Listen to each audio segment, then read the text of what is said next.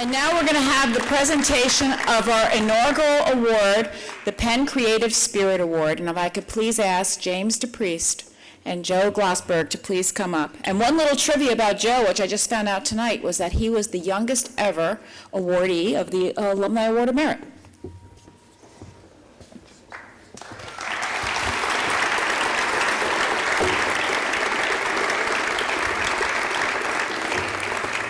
Good evening. I have some remarks. Truly an honor and a privilege to introduce the first recipient of the Penn Creative Spirit Award, Maestro James DePreist, Wharton 58, Annenberg 61, honorary doctorate 76. And some of you might wonder, who've known me a long time, why would I be introducing James DePreist?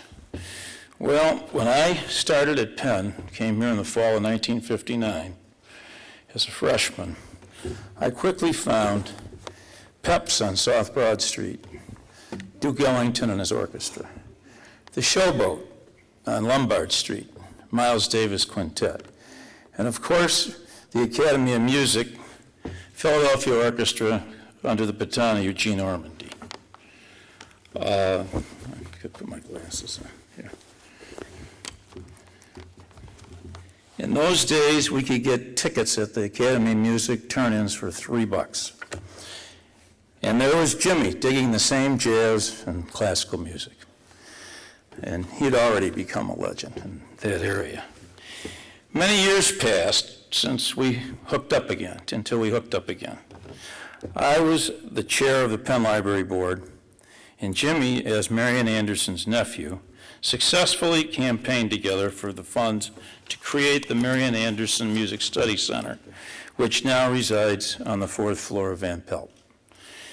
During the period between Jimmy's Annenberg degree and today, he studied composition at the Philadelphia Conservatory, and then was chosen by Leonard Bernstein to be an assistant conductor of the New York Philharmonic. Jimmy went on to become one of the most important American conductors of our day. Now the details. Since the New York Philharmonic experience, Jimmy got his first music directorship, principal conductorship gig in Quebec City, where he most importantly met his wife, Jeanette, who's in the audience tonight. He served as music director of the Oregon Symphony and is now laureate music director. He's the permanent conductor of the Tokyo Metropolitan Symphony Orchestra, principal conductor of the principal conductor of the Monte Carlo Philharmonic.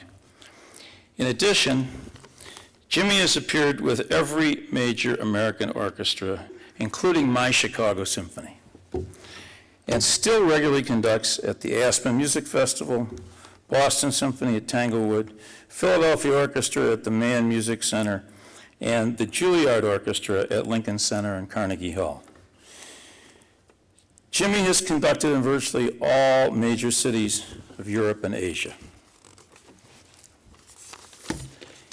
In between all of his music, Jimmy has written extensive poetry, which he read at Penn's 250th anniversary in 1990. Today, Jimmy spends the major part of his time in his capacity as Director of Conducting and Orchestra Studies at the Juilliard School.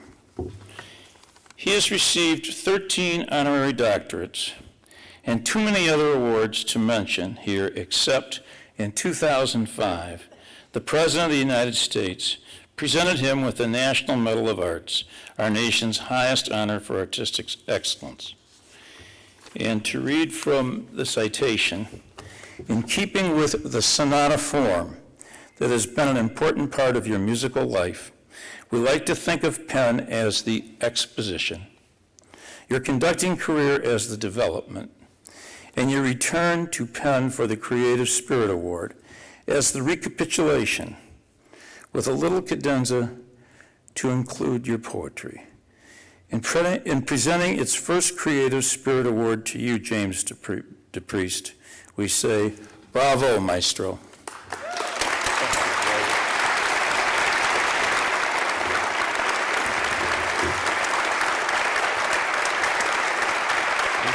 turn your thing on? Is it on? I don't know.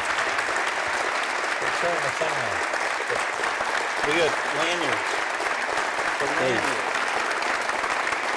Is it on? All right.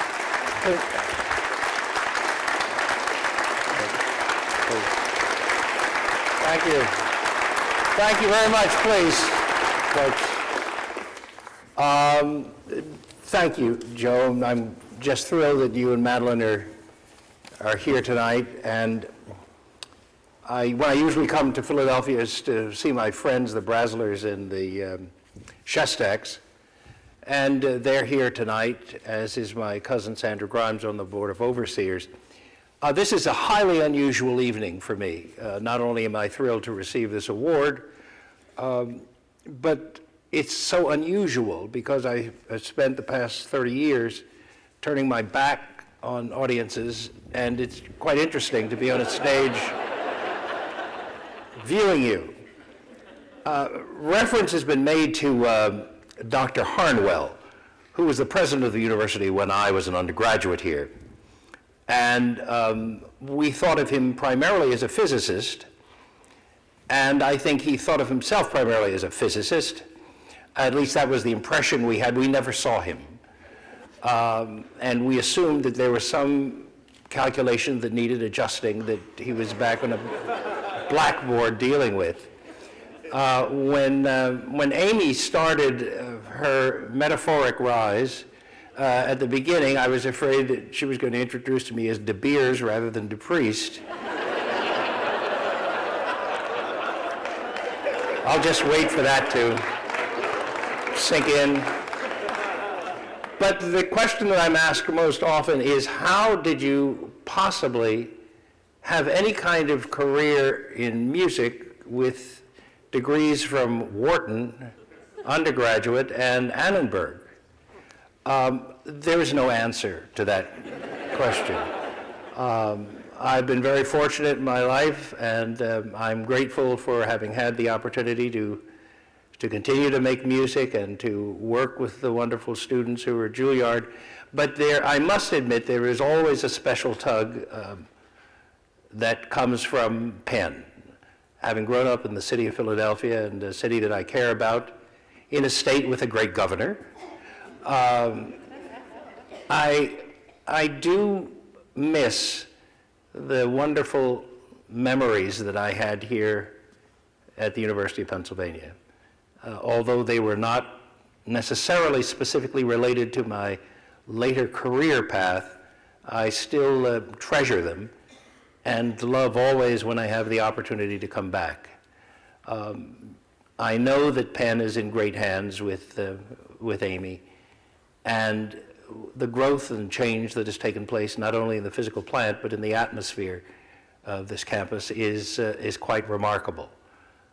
So I'm honored to have this award. I don't know that I deserve it. I can tell you one thing, that the night before the law school aptitude exams, when the one thing you're supposed to do, I guess, is to get a lot of sleep, I sat up with a fellow member of Phi Alpha, which was a fraternity that I was a part of.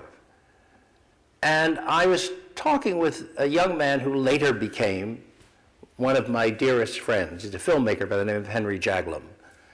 And Henry was pledging, if you can believe this, pledging Phi Alpha.